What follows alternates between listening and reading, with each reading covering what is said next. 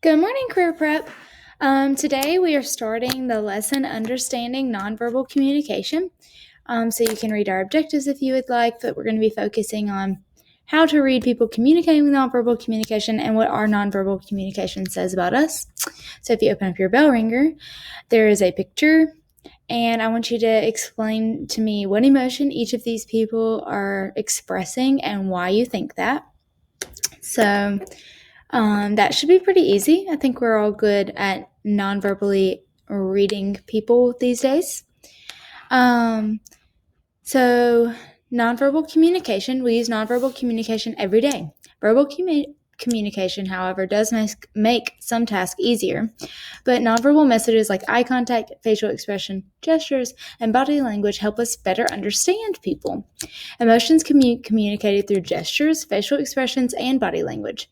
Recognizing messages of nonverbal communication can be helpful.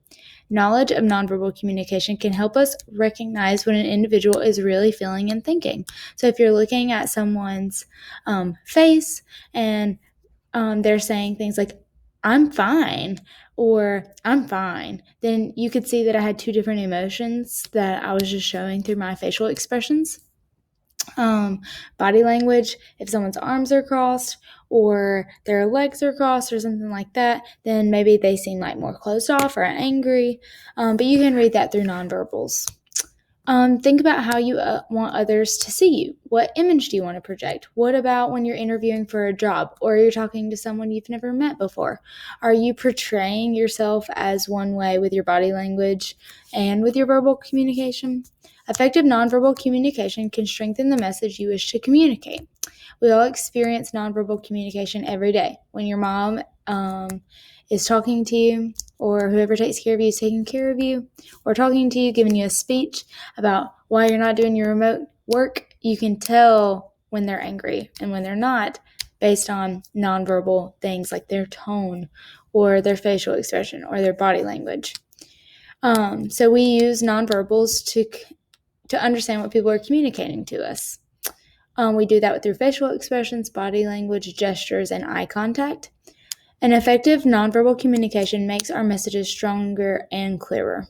So some key points for today's lesson are people communicate with their thoughts and feelings nonverbally. Paying attention to facial expressions, gestures, eye contact, and body language enables us to understand nonverbal messages. People send those messages constantly, and we can learn to recognize and interpret others' nonverbal messages. People have the ability to control the nonverbal messages they send. So, moving into today's lesson or activities, the importance of nonverbal cues as told by friends.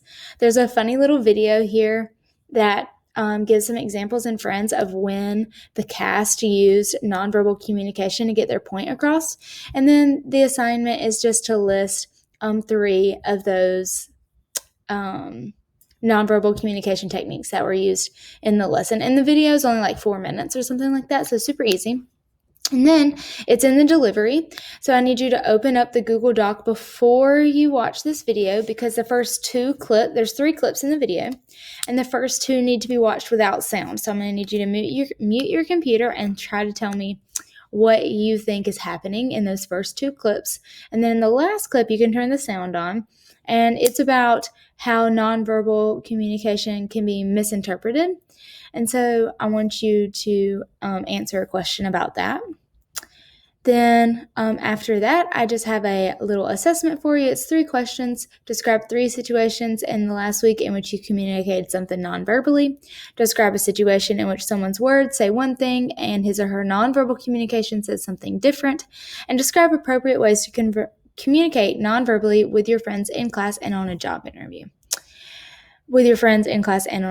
So 3 appropriate ways to communicate that way.